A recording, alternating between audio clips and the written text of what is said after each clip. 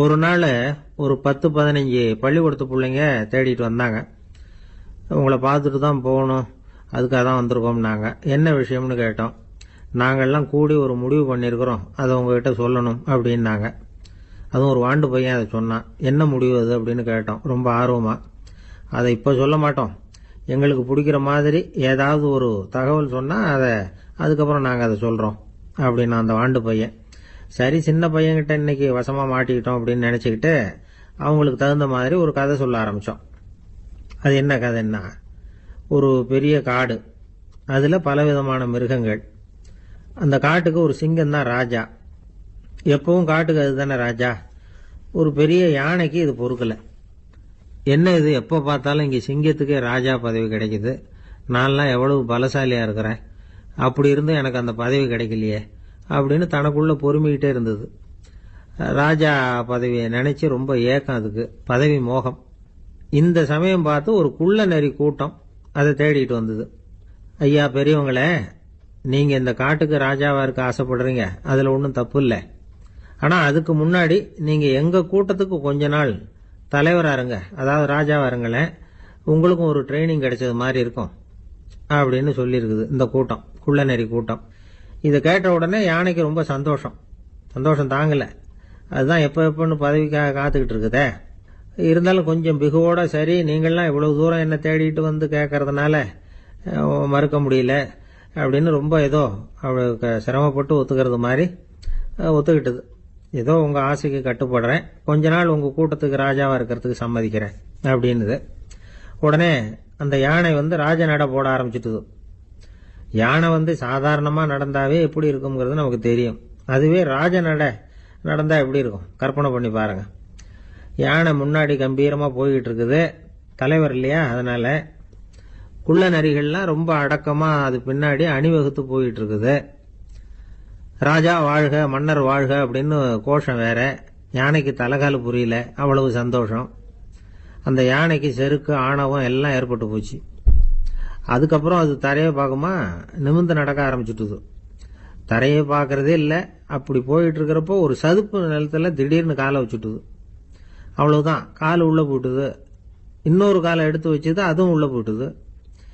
அந்த 2 காலையும் எடுக்கிறதுக்காக அடுத்த 2 காலையும் அழுத்துச்சு, அதுவும் உள்ள போக ஆரம்பிச்சுட்டுது. இப்ப 4 காலம் வசமா சேத்துல அழுந்தி போச்சு, எடுக்க முடியல.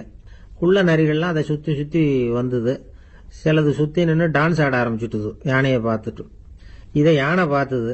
என்ன இது, தலைவர் நான் தவிச்சுக்கிட்டு இருக்கிறேன், தொண்டர்கள்லாம் சுத்தி நின்று வேடிக்கை பார்த்துக்கிட்டு இருக்கிறீங்க, டான்ஸ் ஆடுறீங்க அப்படின்னு கேட்டுதான். தொண்டர்களே, தலைவர் நான் தவிச்சுக்கிட்டு இருக்கிறது உங்களுக்கு தெரியலையா? இப்போ உடனே உங்க தலைவரை காப்பாற்ற வேண்டியது உங்க கடமை இல்லையா அப்படின்னு கத்துச்சான் அந்த யானை. குள்ள நரிகளில் ஒன்று முன்னாடி நின்று அந்த யானையை பார்த்துதான், தலைவரே எங்களுக்கு ரொம்ப நாளா ஒரு ஆசை, அந்த ஆசையை நிறைவேற்றிக்கிறதுக்காகத்தான் உங்களை எங்க தலைவரா ஏத்துக்கிறோம்னு சொன்னோம் அப்படின்னு தான். என்ன ஆசைன்னு கேட்டிருக்கு யானை. யானை கறி சாப்பிட்டு பார்க்கணுங்கிறது எங்களுக்கு ரொம்ப நாளா ஆசை, அது இன்னைக்கு தான் நிறைவேற போகுது அப்படின்னு தான் அந்த நரி. இதை கேட்ட உடனே அந்த யானை அப்படியே மூர்ச்சி ஆயிட்டு தான். நரிகள்லாம் அது மேலே ஏறி குதற ஆரம்பிச்சுட்டு தான்.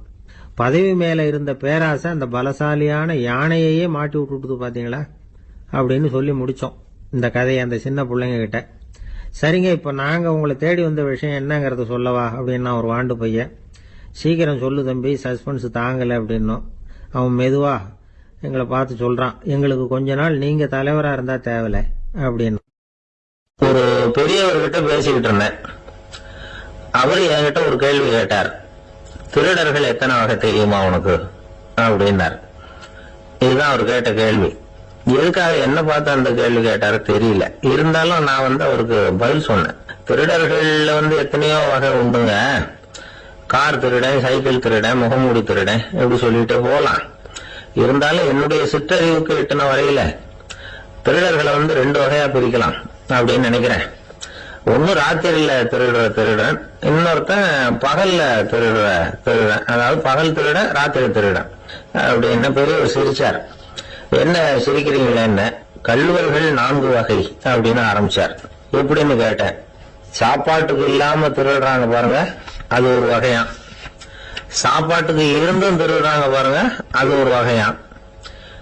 இதை தவிர இன்னும் ஒரு 2 வகை திருட்டு உண்டு. அது என்னன்னா, ஆண்டவன் கிட்ட இருந்து நாம திருடுற திருட்டு, இன்னொன்னு என்னன்னா நம்ம கிட்ட இருந்து ஆண்டவன் திருடுற திருட்டு அப்படின்னார். எனக்கு ஒண்ணும் புரியல. என்ன சார் இது, ஆண்டவனையே வந்து திருடன்னு சொல்றீங்களே அப்படின்னு ஆச்சரியமா. ஆமாங்க, ஆண்டவனை வந்து கல்வன்னு சொல்றது இல்லையா? காஞ்சிபுரத்துக்கு பக்கத்துல திருக்கார்வனம் அப்படின்னு ஒரு ஊர் இருக்கு.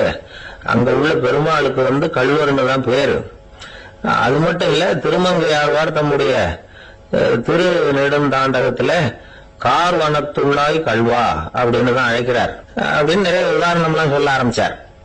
அதுக்கப்புறம் அவர்கிட்ட பேசி நான் புரிஞ்சுக்கிட்ட விவரங்களை தான் நான் இப்போ உங்ககிட்ட சொல்ல போறது.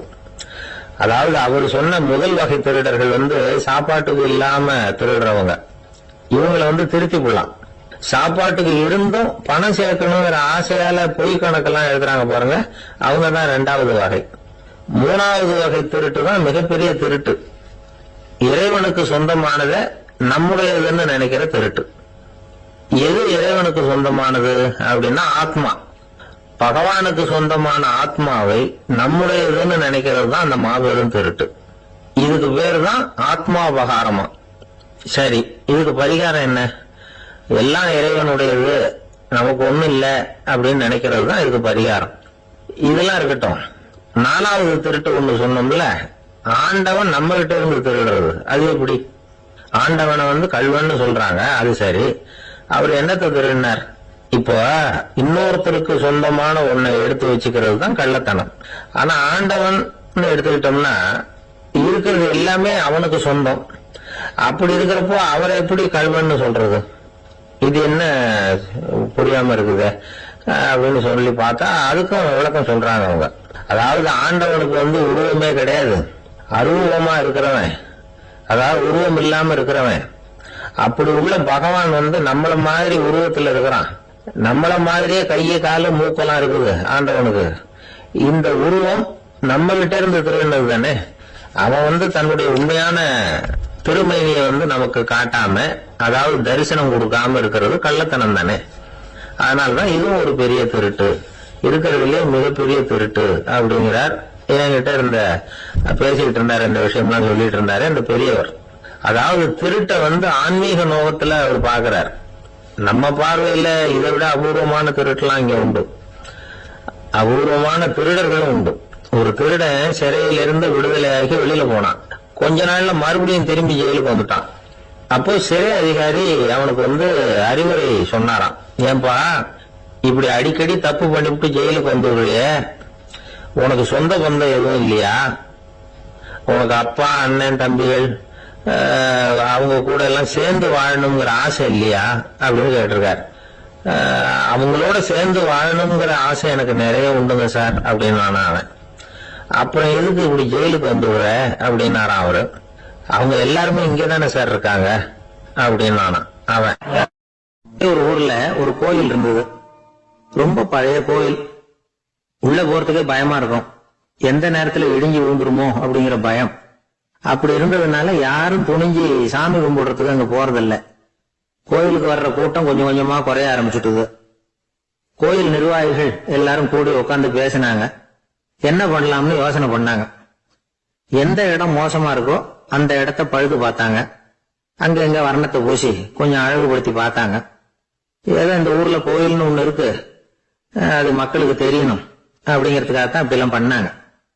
இருந்தாலும் கோவில் இருக்கிற நிலைமை மக்களுக்கு தெரியும், அதனால அங்க வர்றது குறைச்சிக்கிட்டாங்க அவங்க. ஒரு கட்டத்துல யாருமே வர்றதில்ல, நிலைமை அந்த அளவுக்கு ஆயிட்டுது. மறுபடியும் கோவில் நிர்வாகிகள் கூட்டம் நடந்தது. இந்த கூட்டம் கூட கோயிலுக்கு உள்ள நடக்கல, இடிஞ்சு விழுந்துருவோங்கிற பயம். அதனால வெளியில தான் உட்காந்து கூட்டத்தை நடத்தினாங்க. ஏன்னா உள்ள போறதுக்கு அவங்களுக்கும் துணிச்சல் கிடையாது, எந்த நேரமும் விழுந்துரும் போல இருந்தது. அது வழியா போறவங்க கூட வேகமா அந்த இடத்தை கடந்து போக ஆரம்பிச்சுட்டாங்க.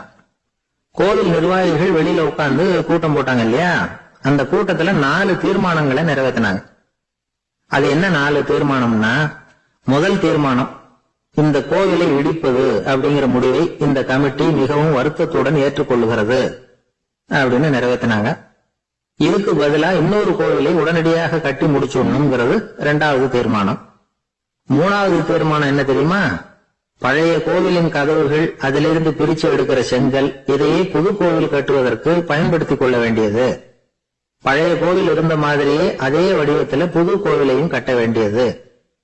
பழைய கோவிலின் அஸ்திவாரத்தை அப்படியே வச்சுக்கிட்டு அதுக்கு மேல நாம கோயிலை கட்டிக்க வேண்டியது. இதுதான் 3வது தீர்மானம். இதையும் கமிட்டி முழு மனசோட ஏத்துக்கிட்டது. இது வரைக்கும் சரி. இப்ப அந்த கமிட்டி 4வதா ஒரு முக்கியமான தீர்மானத்தை கொண்டுகிட்டு வந்து அதையும் ஏகமனதா நிறைவேற்றி விட்டது. அது என்ன தீர்மானம்னா, புதிய கோவில் கட்டி முடிக்கிற வரைக்கும் பழைய கோவிலை இடிக்கிறதில்லை அப்படிங்கிற தீர்மானம். எப்படி இருக்குது பாருங்க. இது பழசை இடிக்காத வரையில அதே இடத்துல புதுசா எப்படி கட்ட முடியும்? பல விஷயங்கள்ல நாம நடந்துகிற முறையும் இப்படிதான் இருக்குதான். வாழ்க்கையில முன்னேறணும்னு ஆசைப்படுவோம். அதே நேரத்துல அந்த முன்னேற்றத்துக்கு எது தடையா இருக்கோ அதை விட்டு விடுறதுக்கும் மனசு வராது. வெளிநாட்டுல ஒரு பெரிய விருந்து நடந்துகிட்டு இருந்துதான். எல்லாரும் மது கோப்பையும் கையுமா அலைஞ்சுகிட்டு இருக்கிறாங்க. ஒருத்தர் மட்டும் கையில எதுவும் இல்லாம ரொம்ப நல்ல பிள்ளையா சாதுவா ஒரு ஓரமா தனியா உட்கார்ந்து இருக்கிறார். அவர்கிட்ட நெருங்கி வாங்க மது சாப்பிடலாம் அப்படின்னு கூப்பிட்டாங்களாம். என்ன வற்புறுத்தாதீங்க, நான் என் மனசுக்குள்ள உறுதியா தீர்மானம் பண்ணிவிட்டேன் அப்படின்னாராம். என்ன தீர்மானம் பண்ணிருக்கீங்க அப்படின்னு கேட்டிருக்காங்க. ஏற்கனவே முழு போதையில் இருக்கும் பொழுது மறுபடியும் மது கோப்பையை தொடரதில்லை அப்படின்னு தீர்மானம் பண்ணிருக்கேன் அப்படின்னாராம். ரொம்ப பேருக்கு கூட்டத்துல பேசுறதுன்னா பயம். நமக்கு ஒன்னும் தெரியாதுன்னு மத்தவங்க நினைச்சிடக்கூடாதுங்கிற எண்ணம் தான் இதுக்கு காரணம். ரொம்ப முக்கியமான ஒரு கூட்டம்னா பயம் அதிகமா இருக்கும். முக்கியமானவங்க எல்லாம் வருவாங்களே, அவங்க எல்லாம் நம்மளை பத்தி மட்டமா நினைச்சிருவாங்களே அப்படிங்கிற பயம் வந்துடும். ஆனா மேடை பேச்சுங்கிறது அவ்வளவு கடினமான ஒரு காரியம் இல்லைங்கிறாங்க அது சம்பந்தமான நிபுணர்கள். யாரும் பேச்சாளர் ஆகலாம், இது ஒன்னும் பெரிய கிஃப்ட் கிடையாது அப்படின்னு அவங்க சொல்றாங்க. நீங்க ஒரு சிறந்த பேச்சாளர் ஆகணுமா அப்படின்னா அதுக்குன்னு சில ஆலோசனைகளை சொல்லி வச்சிருக்கிறாங்க அனுபவசாலிகள். முதல் ஆலோசனை என்னன்னா, உங்க பேச்சு எளிமையா இருக்கணும். ஏதாவது ஒரு கருத்து அல்லது 2 கருத்து சொன்னா போதும். 20 அல்லது 30 கருத்துக்களை சொல்லிட்டே போகக்கூடாது. 2வது ஆலோசனை, நீங்க என்ன பேச போறீங்கிறது முதல்ல உங்களுக்கு நல்லா புரியணும். அதுக்கப்புறம் தான் அதை அடுத்தவங்களுக்கு புரிய வைக்க முடியும். எப்படி ஆரம்பிக்க போறோம், எந்த கருத்தை முக்கியமா வலியுறுத்த போறோம், எப்படி முடிக்க போறோம் அப்படிங்கறத முதல்லயே நல்லா சிந்திச்சு மனசுல வச்சுக்கணும். கடைசியா என்ன சொல்றீங்களோ அதுதான் கேட்கறவங்க மனசுல நிக்கும். 3வது ஆலோசனை என்னன்னா, உங்க பேச்சு சுருக்கமா இருக்கணும். ஒரு 15 நிமிஷம் பேசுறது ரொம்ப பொருத்தம். மணிக்கணக்கில் பேசிக்கிட்டு இருக்கிறது நல்லதில்லை. 4வது ஆலோசனை, நீங்க பேசுறது உண்மையா இருக்கணும். உங்களுக்கு உண்மையான அனுபவங்கள் இருக்கும், அதை சொல்லலாம். உங்களுடைய உண்மையான அனுபவங்களை மற்றவங்களோட பகிர்ந்துக்கணும், அதுதான் முக்கியம். 5வது ஆலோசனை, ஆரம்பத்துல கொஞ்ச நேரம் உங்களை பத்தியும் எதிரில் உள்ளவங்களை பத்தியும் சம்பந்தப்படுத்தி ஏதாவது பேசி ஒரு நெருக்கத்தை ஏற்படுத்திக்கணும். ஒவ்வொருத்தரும் இப்ப இவர் பேச போறது நம்ம சம்பந்தப்பட்டது அப்படின்னு நினைக்க ஆரம்பிச்சிருவாங்கல்ல, அதுக்கப்புறம் அவங்க கேட்க தயாராயிட்டாங்கன்னு அர்த்தம். எதிரில் உட்கார்ந்துருக்கிற கூட்டத்தில இருந்து 3 பேரை தேர்ந்தெடுங்க. அதாவது வலது பக்கம் ஒருத்தர், நடுவுல ஒருத்தர், இடது பக்கம் ஒருத்தர். அதாவது உங்களை ரொம்ப கனிவாகவும் ஆர்வமாகவும் பார்க்கிறவரா பார்த்து தேர்ந்தெடுத்துங்க மனசுக்குள்ள. நீங்க பேசும்பொழுது என்ன பண்ணணும்னா, இவங்களை நேருக்கு நேரா மாறி மாறி பார்த்துக்கிட்டே பேசுனீங்கன்னா நீங்க ஏதோ ஒட்டுமொத்த கூட்டத்தையும் பார்த்து பேசுறதாக ஒரு உணர்வு அது ஏற்படுத்திவிடும். 6வது ஆலோசனை என்னன்னா, சொற்பொழிவுன்னா நீங்க பேசணும், படிக்கக்கூடாது. எழுதி படிக்கிறது நல்லா இருக்காது. குறிப்புகள் வேணும்னா வச்சுக்கலாம். படிக்கிறது பேப்பர்ல இருந்து வர்றது மாதிரி இருக்கும், பேசுறது இதயத்திலிருந்து வர்றது மாதிரி இருக்கும். அப்புறம் 7வது ஆலோசனை சொல்றாங்க. அது என்னன்னா, மேடையில ஏறி நின்ன உடனே இயல்பா மூச்சை இழுத்து விட்டுங்க, இயல்பு நிலைக்கு வாங்க, அதுக்கப்புறம் இயல்பா பேச ஆரம்பிக்கலாம் அப்படிங்கிறாங்க. இவ்வளவும் பேச்சு கலையில் வல்லுநர்களா இருக்கிறவங்க சொல்லுகிற ஆலோசனைகள். இதையெல்லாம் கடைபிடிச்சா நமக்கும் அதுக்கும் வெகு தூரம்னு நினைச்சுக்கிட்டு இருந்த ஒண்ணு இப்ப கிட்டத்துல நெருங்கி வந்துடும். நாம சொல்றபடியெல்லாம் அது கேட்கும். ஒரு பேச்சாளர், அவருக்கு சுருக்கமாவே பேச தெரியாது. மேடையில ஏத்தி விட்டுட்டா போதும், ஆரம்பிச்சிருவார், நிறுத்த மாட்டார், பேசிக்கிட்டே இருப்பார். ஒரு தடவை அவர் ஒரு கூட்டத்துல ரொம்ப நேரம் பேசிக்கிட்டே இருக்கிறார். எதிரில் பொறுமை இழந்த ஒருத்தர் தன்னுடைய கை கடிகாரத்தை காட்டினார். அதை கவனிச்ச பேச்சாளர், மன்னிக்கணும், கை கடிகாரம் நான் கொண்டுகிட்டு வர மறந்துட்டேன், அதுதான் நேரம் போனதே தெரியல அப்படின்னு சொல்லியிருக்கிறார். இதுக்கு அவரு சொன்னாராம் கோவமா, ஏய்யா கடிகாரத்தை தான் பார்க்க முடியல, மறந்துட்டேன், பக்கத்துல மாட்டிருக்கிற கேலண்டரையாவது பார்க்க கூடாதா அப்படின்னாராம். ஒரு ராஜா இருந்தார். நாடு ஊராவும் நிறைய மரங்களை நட்டு வளர்க்கணுங்கிறது அவரோட ஆசை. தானே அதுக்கு முன்மாதிரியா இருக்கணும்னு நினைச்சார். அரண்மனையை சுத்தி மரங்களை நட்டு வளர்த்தார். இத பார்த்துட்டு ஜனங்களும் அவங்கவுங்க வீட்டை சுத்தி மரக்கன்றுகளை நட்டு வளர்த்தாங்க. கொஞ்ச காலத்துல ஊரு பூரா பசுமையா மாறிச்சு. எல்லாருக்கும் சந்தோஷமா இருந்தது. இது ஒரு பக்கம் இருக்கட்டும். இப்ப நான் சொல்ல போற கதை வேற. அதாவது அந்த ராஜா ஒரு நாள் தன்னுடைய அரண்மனைய சுத்தி இருக்கிற விதவிதமான மரங்களை எல்லாம் போய் பார்த்தார். எப்படி இருக்கிறீங்க அப்படின்னு ஒவ்வொரு மரத்துக்கிட்டையும் விசாரிச்சாராம். எந்த மரமும் சந்தோஷமா இருக்கிறதா தெரியல. அதுக்கும் மனசுல ஒரு குறை.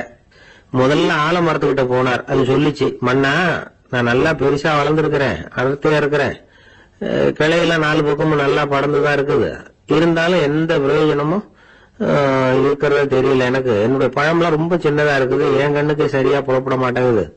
நான் இருக்கிற சைஸுக்கு என்னுடைய கிளையில இருக்கிற பழம்லாம் எவ்வளவு பெருசா இருக்கணும், அது இத்தினோண்டு இருக்கிறது எனக்கு பெரிய அவமானமா இருக்கு. இப்படி இங்க நின்றுகிட்டு இருக்கிறதே ரொம்ப கூச்சமா இருக்கு. ஒரு நல்ல புயல் வந்ததுன்னா பேசாம சாஞ்சி விடலாமான்னு பாக்குறேன் அப்படின்னு புலம்புது ஆலமரம். சரி இருக்கட்டும்னு நினைச்சுக்கிட்டு ராஜா அடுத்தபடியா ஒரு அத்தி மரத்துக்கிட்ட போனார். அதுவும் புலம்ப ஆரம்பிச்சுட்டுது. நான் கூட பெரிய மரம் தான், இல்ல இலையெல்லாம் அழகா தான் இருக்குது, பழம் அழகா இருக்குது, இருந்தாலும் உள்ள விஷயம் இல்லையே, அத்தி பழத்தை புட்டு பார்த்தா அத்தனையும் சொத்த அப்படின்னு பழமொழியே உண்டாயிட்டுத. இப்படி ஒரு கெட்ட பேரோட நான் இருக்கணுமா அப்படின்னு புலம்புது அது. சரி இருக்கட்டும் அப்படின்னு சொல்லி அடுத்தபடியா வேப்ப மரத்துக்கிட்ட போனார். அது தன்னுடைய வேதனையை வெளியிட்டது. எனக்கு எவ்வளவோ மருத்துவ குணங்கள்லாம் இருக்கிறதா சொல்லிக்கிறாங்க, இருந்தாலும் என்ன பிரயோஜனம், என்னுடைய பழத்தை மனிதர்கள் யாரும் விரும்பி சாப்பிடுறது இல்லையே அப்படின்னுது. ராஜா அடுத்தாப்புல இருந்து ஒரு பனை மரத்துக்கிட்ட போனார். நான் நல்லா உயரமா தான் வளர்ந்துருக்கிறேன், மற்ற மரங்கள்லாம் என்ன வந்து அண்ணாந்துதான் பாக்கணும், இருந்தாலும் என்கிட்ட நிழலுக்காக யாரும் வந்து ஒழுங்குறது இல்லையே அப்படின்னுது. என்ன இது எல்லா மரமும் இப்படி திருப்தி இல்லாம இருந்துகிட்டு இருக்குதே அப்படின்னு நினைச்சுக்கிட்டே ராஜா அடுத்தபடியா அங்க இருந்த ஒரு பைன் மரத்துக்கிட்ட போனார். அழகா உயரமா பசுமையா தான் இருந்தது, ஆனா பழமோ பூவோ கிடையாது. அதை நினைச்சு அது வருத்தப்பட்டுக்கிட்டு இருக்குது. ஓக் மரம் அது நின்றுட்டு இருந்தது. அது என்ன சொல்லிச்சுன்னா, இலையுதிர் காலத்துல என் மேல இருக்கிற எல்லா இலைகளும் உதிர்ந்து போடுது, முடி கொட்டின மனிதர்கள் மாதிரி மொட்டையா நான் நிக்க வேண்டி இருக்குது, என்ன வாழ்க்கை இது அப்படின்னு சொல்லி அழுத்துக்கிட்டது.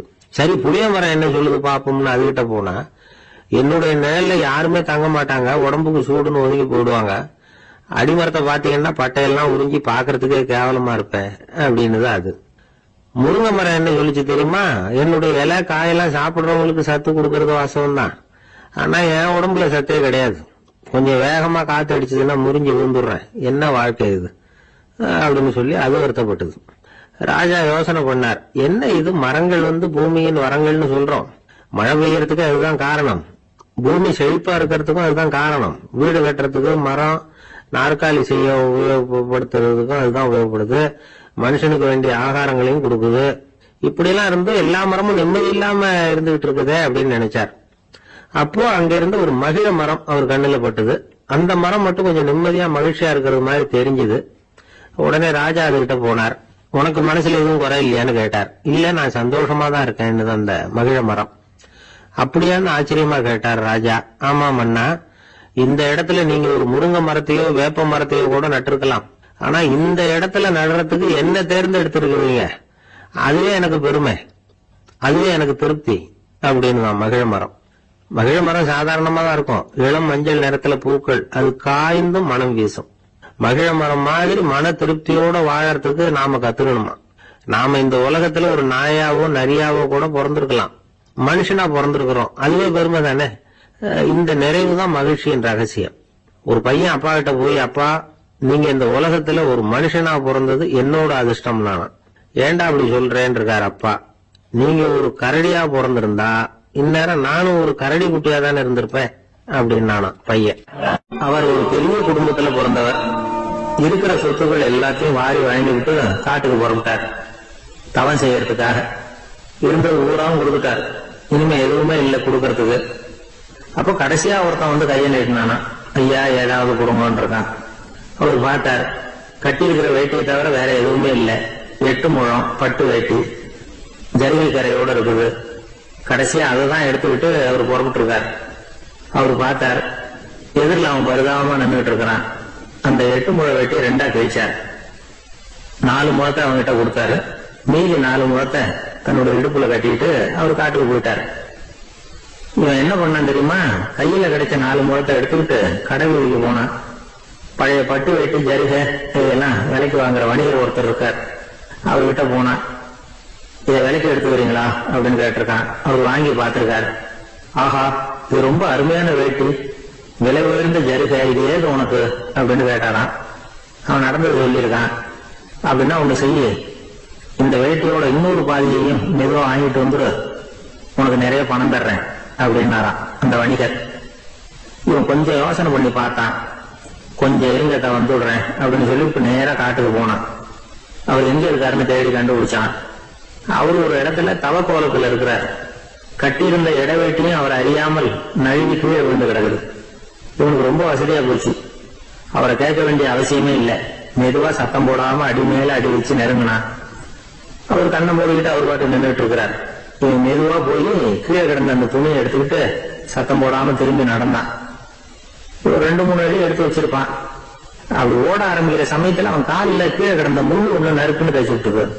வலி தாங்க முடியாம அம்மான்னு கத்திருக்கான். இந்த சத்தத்தினால கண்ணை மூடி நின்றுட்டு இருந்த அவரோட தவம் கலைஞ்சது. மெல்ல கண்ணை திறந்து பார்க்கிறார். தன் இடையில இருந்த வேட்டி அவன் கையில இருக்கு. இப்ப அவர் நினைக்கிறார், என்ன நினைக்கிறாருன்னா, இந்த வேட்டி மீது நான் வைத்த ஆசை அல்லவா அவனை திருடனாக ஆக்கி விட்டது அப்படின்னு நினைச்சா. இந்த வேட்டி மேல நாம வச்ச ஆசை அவனை திருடும்படி ஆக்கிவிட்டது அப்படின்னு நினைச்சாராம். இது எப்பேற்பட்ட மனநிலை அப்படிங்கறத கொஞ்சம் யோசனை பண்ணி பாருங்க. தான் ஒரு பொருள் மேல வச்ச பற்று இன்னொரு மனிதன் திருடனாக ஆகிறதுக்கு காரணம் ஆயிட்டதேன்னு நினைக்கிறார். அப்படி நினைச்ச அந்த பெரியவர் யார் தெரியுமா? அவர் தான் மகாவீரர். இழந்துட்டேங்கிறிய, நீ என்னத்தை கொண்டுகிட்டு வந்த எங்க இழந்துடுறதுக்கு? நீ என்னத்தை உண்டாக்குன இது அழிஞ்சுட்டுன்னு சொல்றதுக்கு? இதுதான் அவருடைய சிந்தனை. இன்றைக்கு நம்ம சிந்தனை எல்லாம் வேற மாதிரி இருக்குது. ஒருத்தன் நடுத்தெருவில் உட்காந்து அழுதுகிட்டு இருந்தான். அந்த வழியா வந்தவர் ஒருத்தர், ஏன்பா அழறேன்னு கேட்டாராம். 5 ரூபா சார், இந்த இடத்துல விழுந்துட்டு ரொம்ப நேரமா தேடுறேன், கிடைக்காது போல இருக்கு அப்படின்னு சொல்லிட்டு அழறான். எப்ப தொலைஞ்சதுன்னு கேட்டாராம் அவரு. அது எனக்கு தெரியாது சார், பணத்தை தொலைச்சவன் தேடி பார்த்துட்டு போயிட்டான், நான் அவனுக்கு பின்னாடி தேட வந்தவன் அப்படின்னு நானும். இவன் ஒரு ஊர்ல ஒரு ஆள் இருந்தான். நிறைய பணம் சேர்த்தான். அவனுக்கு சம்பாதிக்க தெரியுமே தவிர செலவு பண்ண தெரியாது. மகா கஞ்சன். காசை கையில எடுக்கவும் மாட்டான். எடுத்தா செலவு செய்ய வேண்டியிருக்குமே. அதனால இப்படியே அவன் காலத்தை ஓட்டி விட்டான். வயசாயிட்டது. அவனுடைய மனைவி ஒரு நாள் கேட்டாங்க, இவ்வளவு நாளா நீங்க என்ன எங்கேயுமே அழைச்சிட்டு போனதில்லை, இப்போவாவது அழைச்சிட்டு போக கூடாதா அப்படின்னாங்க. எங்க போகணும் சொல்லுன்னா, காசிக்கு போகணும், கங்கையில குளிக்கணும்னாங்க. இவன் பார்த்தான், இதுக்கு ஏன் அவ்வளவு தூரம் செலவு பண்ணிட்டு போகணும், நம்ம ஊர் ஆத்திலேயே குளிக்கலாமே, இதுவும் புண்ணிய நதிதான், இங்க குளிச்சா அங்க குளிச்ச பலன் கிடைச்சிரும் அப்படின்னா. சரின்னு 2 பேரும் ஆத்தங்கரைக்கு போனாங்க. அன்னைக்கு ஏதோ விசேஷம், நிறைய கூட்டம், நிறைய பேர் குளிச்சுக்கிட்டு இருக்கிறாங்க. கரையில சில புரோகிதர்கள் நின்றுகிட்டு இருக்கிறாங்க. குளிக்கிறதுக்கு முந்தி அவங்க கிட்ட உட்கார்ந்தா ஏதோ மந்திரம்லாம் சொல்லுவாங்க, கொஞ்சம் காசு கொடுக்க வேண்டியிருக்கும். அதனால இவன் என்ன பண்ணா, ஆத்தங்கரையிலேயே கொஞ்சம் தூரம் போனான். ஊரை விட்டு தள்ளி வந்துட்டான். அங்க யாருமே இல்லை. அப்பாடான்னு சந்தோஷப்பட்டான். குளிக்கலாம்னு புறப்பட்டான். இந்த நேரம் கடவுள் பார்த்தார், இந்த கஞ்சனுக்கு ஏதாவது புத்தி போகட்டணும் அப்படின்னு நினைச்சாரு. உடனே ஒரு புரோகிதர் மாதிரி உருவத்தை மாத்திக்கிட்டு அந்த ஆள் முன்னாடி வந்து நின்னார். அவனுக்கு அதிர்ச்சி. இங்க யாருமே இருக்க மாட்டாங்கன்னு நினைச்சா இங்கேயுமே ஒரு ஆள் வந்துட்டாரு, என்ன பண்றதுன்னு யோசனை பண்ணான். புரோகிதர் உருவத்தில் இருந்த கடவுள் சொன்னார், இத பாருங்க, இன்னைக்கு விசேஷ நாள், நீராடுறதுக்கு முன்னாடி சுயகல்பம் பண்ணிக்கிறது ரொம்ப நல்லது அப்படின்னார். என்கிட்ட பணம் எதுவும் இல்லையேன்னா, பரவாயில்ல அப்புறமா கொடுங்க வாங்கிக்கிறேன், ஆனா ஒண்ணு, எவ்வளவு கொடுப்பீங்கிறத மட்டும் இப்பவே சொல்லி கொடுங்க அப்படின்னார். இவன் ரொம்ப யோசனை பண்ணான். ஒரு 10 பைசா தரேன் அப்படின்னா. சரின்னு ஒத்துக்கிட்டு எல்லா கிரியைகளையும் அவர் செஞ்சார். அதுக்கப்புறம் கணவனும் மனைவியும் ஆத்துல குளிச்சாங்க. அவர் போயிட்டார். கொஞ்ச நாள் கழிச்சு அவன் வீட்டுக்கு வந்தார் கடனை வசூல் பண்றதுக்கு. வாசல்ல நின்றுட்டு இருந்த அவன் மனைவி இவரை பார்த்ததும் தயங்க ஆரம்பிச்சாங்க. அந்த அம்மா கிட்ட விஷயத்த சொன்னார். அந்த அம்மா ஓடி போய் உள்ள இருக்கிற தன்னுடைய கணவர்கிட்ட சொன்னாங்க. அவன் யோசனை பண்ணான், இப்ப வெளியில போனா அவனுக்கு 10 காசு கொடுக்க வேண்டியிருக்கும், அதனால எனக்கு காய்ச்சல்னு அந்த ஆளுகிட்ட சொல்லிவிடு, இன்னொரு சந்தர்ப்பத்துல என்ன வந்து பார்க்க சொல்லு அப்படின்னா. அந்த அம்மா போய் சொன்னாங்க. அப்படிங்களா, அப்படின்னா அவரை நான் உடனே போய் பார்க்கணுமே அப்படின்னு உள்ள நுழைய ஆரம்பிச்சார். அவங்க மறுபடியும் இருங்க வரேன்னு சொல்லிட்டு உள்ள ஓடி விஷயத்த சொன்னாங்க. இது ஏதுடா வம்பா போச்சு அப்படின்னு பார்த்தான். மனைவி கிட்டத்துல கூப்பிட்டான். இந்த பாரு, ஜன்னி கண்டு நான் இறந்து போட்டதா சொல்லிவிடு அப்படின்னா சொன்னாங்க. புரோகிதர் பார்த்தார். அப்படின்னா ஒரு வழியா இருந்து அவருடைய இறுதி சடங்குகளையும் நானே முடிச்சுட்டு போடுறேன் அப்படின்னார். உள்ள இருந்தவன் யோசனை பண்ணான், அந்த ஆடு என்ன விடமாட்டான் போல இருக்கு, அதனால ஒரு சவப்பெட்டியில என்னை வச்சு தூக்கிக்கிட்டு மயானத்துக்கு போங்க பாத்துக்கலாம் அப்படின்னா. புரோகிதரை விடுற மாதிரி இல்ல, கூடவே நடந்து போயிட்டு இருக்கிறார். அங்க இறக்கி சடங்குகளை முடிச்சுட்டு தீ வைக்கிற நேரம் பொட்டுக்குள்ள இருந்த நம்மால அலறி அடிச்சுட்டு வெளியில ஓடி வந்தான். புரோகிதர் உருவத்தில் இருந்த கடவுள் சிரிச்சார், தன்னுடைய சுய உருவத்தை காட்டினார். அதுக்கப்புறம் அவனை கூப்பிட்டு, இத பாருப்பா, ஏன் இப்படி அல்லாடுற, ஏதாவது வர வேணும்னா கேள்வித்தாரேன் அப்படின்னார். அவன் யோசனை பண்ணான். பகவானே, ஒரே ஒரு வரம் தான் உங்ககிட்ட கேட்கணும்னா என்ன வேணும் கேளுன்னார். அந்த 10 பைசா தட்சிணையை தள்ளுபடி பண்ணா போதும் அப்படின்னா. கடவுளும் சரின்னு சொல்லிட்டு போயிட்டார். இப்படி ஒரு கதையை சுவாமி சிவானந்தர் சொல்லியிருக்கிறார். செல்வந்தர்கள் பல பேர் இப்படித்தான் இருக்கிறாங்க. தாங்களும் அனுபவிக்க மாட்டாங்க, அடுத்தவங்களுக்கும் கொடுக்க மாட்டாங்க. இது மாதிரியான கஞ்சர்களுக்கு இந்த உலகம் இல்லை, அந்த உலகம் இல்லைங்கிறார் அவர். இந்த கதையில கடவுள் கடன் வசூலுக்கு வந்தது மாதிரி நம்ம ஊர் ஆள் ஒருத்தன் இன்னொருத்தர்கிட்ட 10 பைசா கடன் கொடுத்துட்டான். திருப்பி வாங்கறதுக்கு நடையா நடக்கிறான். கடைசியா கேட்டான், நீ எப்பதான் கடனை திருப்பி தர போற, அதை முடிவா சொல்லணும்னா. வர்ற வியாழக்கிழமை கண்டிப்பா கொடுத்துருவேன் அப்படின்னு அவன். அன்னைக்கு நான் ஊர்ல இருக்க மாட்டேன் அப்படின்னு இவன். அதனால என்ன, நானும் தான் அன்னைக்கு ஊர்ல இருக்க மாட்டேன் அப்படின்னு. ஒரு சிகை அலங்கார கூடம், ரொம்ப சுறுசுறுப்பா எல்லாரும் வேலை செஞ்சுட்டு இருக்கிறாங்க. முடி வெட்டிக்க வந்திருக்கிறவங்க நிறைய பேர், எல்லாரும் வரிசையா உட்காந்துருக்கிறாங்க. அந்த சமயத்துல திடீர்னு கதவை திறந்துகிட்டு ஒருத்தர் உள்ள வர்றாரு. அவரு ஒரு பெரிய மனிதர். அவரும் முடி வெட்டிக்கிறதுக்காக தான் உள்ள வந்திருக்கிறார். அவரை பார்த்த உடனே எங்க வரிசையில உட்காந்துருந்தவங்க எல்லாரும் எழுந்திரிச்சு அவர்கிட்ட வந்துட்டாங்க. அவரை சுத்தி நின்றுட்டாங்க. எப்படி இருக்கிறீங்க, நல்லா இருக்கீங்களா அப்படின்னு விசாரிக்க ஆரம்பிச்சுட்டாங்க. எல்லாம் முடிஞ்சதும் வந்தவர் கேட்டார், வரிசையில கடைசியா இருக்கிறவர் யார் அப்படின்னு கேட்டாரு. ஏன்னு கேட்டாங்க. நான் அதுக்கு அடுத்தபடியா உட்காரணும், அதுக்காக தான் கேட்கிறேன் அப்படின்னாரு. உடனே அங்க இருந்தவங்க எல்லாம் என்ன சொன்னாங்க தெரியுமா, நீங்க வரிசையில காத்திருக்க கூடாது, நீங்க அரசாங்கத்தின் தலைவர், உங்களுக்கு நேரம் முக்கியம், அதனால நீங்க முன்னாடி போங்க அப்படின்னு சொன்னாங்க. ஆனா அதை அவர் கேட்கல. தோழர்களே, உங்களுடைய கருத்துக்கு ரொம்ப நன்றி. எல்லாரும் வரிசையா தான் வரணும், அதுதான் முறை. வரிசையில வரணுங்கிற நடைமுறையை நானும் பின்பற்ற விரும்புறேன். நாம எல்லாரும் சமமானவர்கள் அப்படின்னார். இப்படி சொல்லிவிட்டு வரிசையில கடைசியா இருந்த ஒரு நாற்காலியில போய் உட்கார்ந்துக்கிட்டார். தன் சட்டை பையில இருந்த ஒரு செய்தித்தாளை எடுத்தார், படிக்க ஆரம்பிச்சிட்டார். ஆனா அங்க இருந்தவங்களால இதை பார்த்துக்கிட்டு சும்மா இருக்க முடியல. ஒருத்தர் எழுந்திரிச்சு வந்தார். ஐயா, இப்ப என்னுடைய முறை வந்திருக்குது, நான் தான் போக வேண்டிய முறை. உங்களை இங்க காத்திருக்க வைக்கிறத விட ஒரு 5 ஆண்டுகளுக்கு கூட நான் முடிவெட்டிக்காம இருந்துட முடியும் அப்படின்னார். அவர் மறுபடியும் சொன்னார், ஐயா, நீங்க வரிசை முறையை தாண்டி போக விருப்பப்படல, சரி, ஆனா என்னுடைய முறையை மாத்தி கொடுக்கறதுக்கு எனக்கு முழு உரிமை இருக்குது. இதுக்கு பதிலா உங்களுடைய கடைசி இடத்தை நான் எடுத்துக்கிறேன், இதை நீங்க மறுக்க முடியாதுன்னார். அங்க இருந்த மற்றவங்களும் இதை ஒரு மனசா வற்புறுத்த ஆரம்பிச்சுட்டாங்க. அந்த பெரிய மனிதர் பார்த்தார், சரின்னு கடைசியா ஒத்துக்கிட்டார். அவர் யார் தெரியுமா, அவர் தான் மாவீரர் லெனின். ரஷ்யாவில கிரெம்ளின் சிகை அலங்கார கூடத்துலதான் இது நடந்தது. எல்லாரும் இந்நாட்டு மன்னர்கள்னு வாயளவுல பேசுறதுல என்ன பிரயோஜனம்? நாம எல்லாரும் சமங்கிறத நடைமுறையில கடைபிடிச்சு காட்டினவங்க கொஞ்சம் பேர் தான்.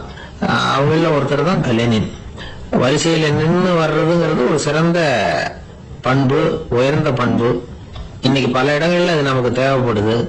ஒரு ரேஷன் கடைவாசல், கடை திறக்கிறதுக்கு முன்னாடி எல்லாரும் வரிசையில நின்றுட்டாங்க. கடைசியா அந்த ஒருத்தரை கியூல முன்னாடி போறதுக்கு முயற்சி பண்றாரு. ஏற்கனவே நின்றுட்டு இருக்கிறவங்க அவரை முன்னாடி போறதுக்கு விட மாட்டேங்கிறாங்க. கடைசியா போய் இல்லையா அப்படின்னு எல்லாரும் கத்துறாங்க. அதான் அவர் காதுல வாங்கல, முண்டி அடிச்சுட்டு முன்னாடி போறதுக்கே முயற்சி பண்ணிட்டு இருக்கிறார். எல்லாரும் சேர்ந்து அவரை வலுக்கட்டாயமா இழுத்து கொண்டாந்து பின்னாடி கொண்டு போய் நிறுத்திவிட்டாங்க. நிறுத்திவிட்டு சொன்னாங்க, இதை பாருப்பா, நாங்க இருக்கிற வரைக்கும் நீங்க முன்னாடி போய் எதையும் வாங்க முடியாது, தெரிஞ்சுக்கோ அப்படின்னாங்க. இப்போ அந்த ஆள் சொன்னாராம், நான் இங்க பின்னாடி நிக்கிற வரைக்கும் நீங்களும் எதுவும் வாங்க முடியாது அப்படின்னாராம். ஏன்னு கேட்டிருக்கிறாங்க. நான் தான் அந்த கடையை திறக்க வேண்டிய ஆள் அப்படின்னா. எனக்கு ஒரு உதவி செய்யணும் அப்படின்னு நம்மளை பார்த்து ஒருத்தர் கேட்கிறாருன்னு வச்சுங்களேன். உடனே நாம அவரை பார்த்து என்ன உதவின்னு கேட்போம். இதுதான் சராசரி மனிதர்களின் இயல்பு. ஆனால் ஒருத்தர் எனக்கு ஒரு உதவி செய்யணும் அப்படின்னு கேட்ட உடனே என்ன உதவின்னு கூட கேட்காம சரி செய்கிறேன் அப்படின்னு ஒத்துக்கிறது இருக்கு பாருங்க, அது கொஞ்சம் அபூர்வம். அந்த காலத்தில் ஒருத்தர் இருந்தார். அவர் எப்படி தெரியுமா? உதவி கேட்குறவங்க நல்லவங்களா கெட்டவங்களா அப்படின்னு கூட பார்க்கல, தனக்கு நன்மையா தீமையா அப்படின்னு கூட பார்க்கல, உதவி செய்கிறேன்னு புறப்பட்டுட்டார். அவர் யார் தெரியுமா? அவர் தான் நல சக்கரவர்த்தி. அவர் மாதிரி நாமும் உதவி கேட்குறவங்களுக்கு உடனே உதவி செய்யறதுக்கு தயாராக இருக்கணும் அப்படின்னு சொன்னார் ஒரு ஆன்மீக பேச்சாளர். நல சரித்திரத்தை அவர் சொல்லிக்கிட்டு இருந்தார். இந்திரன், அக்னி, வருணன், யமன் இவங்க 4 பேரும் நலனை பார்த்து எங்களுக்கு நீ உதவி செய்யணும், எங்களுக்காக நீ தூது போகணும் அப்படின்னு கேட்குறாங்க. யாருக்கிட்ட தூது போகணும், என்ன காரியத்துக்காக போகணும் அப்படின்னு கேட்கணும்ல. நலன் அப்படி கேட்கவே இல்லை, உடனே சரின்னு ஒத்துக்கிறான். அதுக்கப்புறம் அவங்க விவரம் சொல்றாங்க, என்ன உதவி, யாருக்கிட்ட தூது போகணும் அப்படிங்கிற விவரத்தை சொல்றாங்க. நலனுக்கும் அப்புறம்தான் புரியுது, எந்த தமயந்தியை இவன் காதலிச்சானோ, எந்த தமயந்தின் சுயம்பரத்துக்காக இவன் போய்கிட்டு இருக்கிறானோ அந்த தமயந்தியை பார்த்து தங்களுக்காக அவகிட்ட வாதாடணும், பேசணும், தங்களில் ஒருத்தரை கல்யாணம் பண்ணிக்கும்படியா கேட்கணும் அப்படின்னு அவங்க 4 பேரும் நலன்கிட்ட கேட்கறாங்க. இதை கேட்டதும் நலன் கொஞ்சம் கூட முகம் சுளிக்கல, பதட்டப்படல, நேரா தமயந்தி கிட்ட போறான். இந்திரன், அக்னி, வருணன், யமன் இவங்களோட சிறப்புகளை எடுத்து சொல்றான். இவங்கள ஒருத்தரை கல்யாணம் பண்ணிக்கலாம் அப்படின்னு சொல்லி கேட்டுக்கிறான். ஆனா இதுக்கு தமயந்தி சம்மதிக்கல. சுயம்பரம் நடக்குது, அவ நலனை தேர்ந்தெடுக்கிறா. அந்த 4 பேரும் நலனுக்கு நிறைய வரங்கள்லாம் கொடுக்குறாங்க. அதுக்கப்புறம் இப்படி போகுது கதை. இதுல நாம கவனிக்க வேண்டியது என்னன்னா, உதவின்னு கேட்ட உடனே என்ன உதவின்னு கேட்காம சரி செய்யறேன்னு சொன்னா பாருங்க, அதை கொஞ்சம் சிந்திக்கணும். செய்யறேன்னு ஒத்துக்கிட்டதுக்கு அப்புறம் அது என்ன உதவின்னு தெரிஞ்சும் முகம் சுளிக்காம அதை செஞ்சான் பாருங்க, அதையும் கொஞ்சம் சிந்திக்கணும். நம்மால் ஒருத்தர் ஒரு நண்பனை தேடி போனா, எனக்கு ஒரு உதவின்னா சரி சொல்லுன்னா, இப்போ உங்ககிட்ட 2 கார் இருந்தா என்ன பண்ணுவேன்னா, உடனே அதுல ஒண்ணு உங்ககிட்ட கொடுத்துருவேன்னா, அவன் உங்ககிட்ட 2 பங்களா இருந்தா என்ன பண்ணுவேன்னா, அதுல ஒண்ணு உங்ககிட்ட கொடுத்துருவேன்னா, உங்ககிட்ட 2 பேனா இருந்தா என்ன பண்ணுவேன்னா, அதுல ஒரு பேனாவை உங்ககிட்ட கொடுக்க மாட்டேன்னா அவன். ஏன்டா அப்படி சொல்றேன்னா, ஏன்னா இப்ப நிஜமாவே என்கிட்ட 2 பேனா இருக்கு, அதனால அப்படி சொல்றேன் அப்படின்னு நானா அவன். தானத்துல சிறந்தது எது அப்படின்னு ஒரு கேள்வியை கேட்டு, தானத்துல சிறந்தது நிதானம் அப்படின்னு அதுக்கு ஒரு பதிலும் சொல்றவங்க உண்டு. நிதானம் ரொம்ப அவசியம், அதுவும் இன்றைய உலகத்துக்கு ரொம்ப அவசியம். இன்னைக்கு உலகம் ரொம்ப பரபரப்பா போயிட்டு இருக்குது. பொறுமையா இருக்கணும்னு நினைக்கிறவங்களால கூட அப்படி இருக்க முடியறதில்ல. பொறுமையை சோதிக்கிறது மாதிரி பல சம்பவங்கள், அதையெல்லாம் சந்திச்சே தீர வேண்டி இருக்குது. எங்க போனாலும் கியூல நிக்க வேண்டி இருக்குது, எங்க போனாலும் காத்துக்கிட்டு இருக்க வேண்டி இருக்கு. ஆபீஸ்லயோ வீட்லயோ கூட நீங்க நிதானமா பொறுமையா நடந்துக்க தெரியலன்னா உங்களுக்கு சிடுமூஞ்சி, முசுடு இப்படிலாம் பேர் வச்சிருவாங்க. அது உங்களுக்கு தேவையா? சரி, வாழ்க்கையில பொறுமைசாலின்னு பேர் வாங்கறதுக்கு என்ன வழி? முதல் பாயிண்ட், நீங்க நினைக்கிறது, எதிர்பார்க்கறது, செய்யறது எல்லாமே 100% கரெக்டா நடக்கணும்னு ஆசைப்படக்கூடாது. எதுவா இருந்தாலும் அதுல ஓரளவுக்கு தவறு நடக்கலாம் அப்படிங்கறத எதிர்பார்த்தே இருக்கணும். ஓரளவுக்கு அதை அனுமதிக்கணும். ஒரு நண்பரை 6 மணிக்கு ஒரு இடத்துக்கு வர சொல்லி இருக்கிறீங்க, 6 மணிக்கு அவர் வரல, உடனே பொறுமை இழந்து நடந்துக்க கூடாது. ஒரு 10 நிமிஷம் டிலே ஆகலாம். ஒரு வர்ற வழியில பஸ்ஸு கூட ஏதாவது டிராபிக்ல மாட்டிருக்கலாம். அதெல்லாம் எதிர்பார்த்தே கொஞ்சம் காத்திருக்கிறதுல ஒன்றும் தப்பு இல்லை. சில சமயம் டிலே ஆகிறது கூட நல்லதா முடியும். ஒரு பஸ்ஸை தவற விட்டுட்டு, ஐயோ கொஞ்சம் ஒரு 2 நிமிஷம் முன்னாடி வந்திருந்தா பிடிச்சிருக்கலாமே அப்படின்னு தவிச்சுக்கிட்டு இருப்பாங்க சில பேர். அடுத்தபடியா வர்ற பஸ் நேரடியா நீங்க போக வேண்டிய இடத்துக்கே கொண்டு போய் விடுற பஸ்ஸா கூட இருக்கலாம். அது உங்களுக்கு முன்னாடி தெரியாதுல்ல. சில நெருக்கடியான சூழ்நிலைகளை தமாஷா எடுத்துக்கிறதுக்கு பழகிக்கணும். சில இடங்களுக்கு போறப்ப காத்திருக்கிறதுக்கு நம்ம மனசை தயார்படுத்திக்கிட்டே போகணும். ஒரு ரயிலுக்கோ பஸ்ஸுக்கோ அல்லது விமானத்துக்கோ கப்பல் பிரயாணத்துக்கோ போறப்போ அங்க போய் நீங்க மணிக்கணக்கில் கூட காத்துக்கிட்டு தான் இருக்கணும். புறப்படுற நேரம் கூட மாறலாம். நீங்க போய் சேர்ந்ததும் அது உடனே புறப்படணும்னு கட்டாயமா என்ன? அது மாதிரி சமயத்துல படிக்கிறதுக்குன்னு சில சுவாரஸ்யமான புத்தகங்களையும் கையில் எடுத்துக்கலாம். உங்களை சுத்தி எவ்வளவோ சுவாரஸ்யமான சம்பவங்கள் நடந்துகிட்டு இருக்குதுல்ல, அதையெல்லாம் வேடிக்கை பாருங்க. எதுக்காக காத்துக்கிட்டு இருக்கிறோமோ அந்த காரியத்துல உண்மையாவே நமக்கு ஒரு அக்கறை இருந்தா நமக்கு போர் அடிக்காது. சில கோயில்கள்ல பார்த்திருப்பீங்க, தரிசனத்துக்காக பக்தர்கள் நாள் கணக்குல காத்துக்கிட்டு இருப்பாங்க. அவங்க எல்லாம் அழுத்துக்கிறது இல்ல. ஆண்டவனை தரிசிக்கணுங்கிற உண்மையான அக்கறை இருக்கிறதுனால அவங்களுக்கு போர் அடிக்கிறது இல்ல. ஆனால் சில சினிமா தியேட்டரில் கூட பார்க்கலாமே, சினிமா கியூ கூட அப்படிதான். சாயந்தரம் 6 மணி ஆட்டத்துக்கு காலம்பரம் 6 மணிக்கே போய் கூட காத்துக்கிட்டு இருப்பாங்க. அவங்களுக்கெல்லாம் போர் அடிக்காது, படம் பார்க்குற ஆர்வம். இன்னொரு முக்கியமான விஷயத்த நாம் பழக்கப்படுத்திக்கணும். லிவ் ஃபார் தி மூமெண்ட் அப்படிங்கிறாங்க நிபுணர்கள். ரொம்ப பேர் எப்படின்னா அடுத்தபடியாக நடக்க போகிற விஷயத்திலேயே கவனமாக இருப்பாங்க. அந்த நினைப்புலேயே இந்த நிமிஷத்தை பொறுமை இல்லாமல் கழிப்பாங்க. ஒருத்தர் இருக்கார், அவர் எப்படின்னா ஆஃபீஸ் முடியறதுக்குள்ளேயே சார் 5 மணிக்கெல்லாம் ரெடியாக இருங்க, நாம் அந்த ஹோட்டலில் போய் டிஃபன் சாப்பிட்ணும் அப்படின்னு 4 மணிலேருந்து சொல்லிகிட்டு இருப்பார். 4:55 பரபரப்பாக ஓடி வருவார். 2 பேரும் புறப்படுவோம், ஹோட்டலுக்கு போவோம், சாப்பிட்டுக்கிட்டு இருப்போம். அப்படி சாப்பிட்டுட்டு இருக்கிறப்ப சார் சாப்பிட்டு முடிச்சது நேராக ஒரு ஜவுளி கடைக்கு போகிறோம் அப்படிம்பார். பரபரக்க சாப்பிட்டு முடிப்பார், புறப்படுவார். ஜவுளி கடையில் அவசரமாக சீக்கிரம் பில் போடுங்க சார், சினிமாவுக்கு நேரம் ஆகிடும்பார். சினிமா தியேட்டரில் உட்காந்து அடுத்தபடியாக எங்கே டின்னர் சாப்பிட்றதுன்னு யோசனை பண்ணிகிட்டு இருப்பார். ராத்திரி படுக்கையில் விழுந்ததுக்கு அப்புறமும் நாளைக்கு காலையில் எழுந்திரிச்சதும் அதை பண்ணணும் இதை பண்ணணும்னு திட்டம் போட்டுக்கிட்டே இருப்பார். அதாவது எப்பவும் அடுத்த நிமிஷம், அடுத்த நாள், அடுத்த வாரம், அடுத்த வருஷம், இதுதான் அவங்க சிந்தனை. இந்த நிமிஷம் என்ஜாய்மெண்ட்டை அவங்க இழந்துடுறாங்களாம். அதனால தான் வாழ்நாள் பூரா பொறுமையின்மை, அவஸ்தை, அல்லல். அதனால நாம் எல்லாரும் வாழ்க்கையில் நிதானமாக இருக்கிறதுக்கு கற்றுக்கணுமா. அதுக்காக இந்த நிதானத்துக்கு வேற விதமான அர்த்தம் பண்ணிக்கக்கூடாது. ஒருத்தர் அப்படித்தான் ஒரு தடவை அவருடைய குதிரை காணாமல் போயிட்டு தான். அதுக்காக அவர் கவலைப்படல, நிம்மதியாக இருந்தார், சந்தோஷமாக இருந்தார். என்ன சார் இது, உங்கள் குதிரை திருட்டு போயிட்டுதுங்கிறீங்க, நீங்கள் கவலைப்படாமல் இருக்கிறீங்களே அப்படின்னு கேட்டாங்களாம். அதுக்கு அவர் சொல்லியிருக்கார், நல்ல வேலை சார், கட்டியிருந்த குதிரை காணாமல் போயிருக்குது. நான் அது மேலே உட்காந்துருக்கிற சமயம் அது காணாமல் போயிருந்ததுன்னா, திருட்டு போயிருந்ததுன்னா நானும் சேர்ந்துல காணாமல் போயிருப்பேன் அப்படின்னாராம். எவ்வளவு நிதானமான ஆள் பாருங்க. ஒரு நாள் காலை நேரம் ஒரு குரு படுக்கையை விட்டு எழுந்திருக்கிறார். உடனே சீடர்களை பார்த்து எல்லாரும் இப்படி வாங்கங்கிறார். எல்லாரும் வர்றாங்க வேகமாக. என்னங்க வேணும் உங்களுக்கு அப்படிங்கிற மாதிரி எல்லாரும் குருவை பார்த்தாங்க பயபக்தியோட. குரு அந்த சீடர்களை பார்த்து, இதை பாருங்க, இப்போ நான் ஒரு சிக்கலான விவகாரத்தில் மாட்டிக்கிட்டு இருக்கிறேன், அதை நீங்கள் தீர்த்து வச்சா நல்லதுன்னார். சீடர்களுக்கு ஒன்றும் புரியல.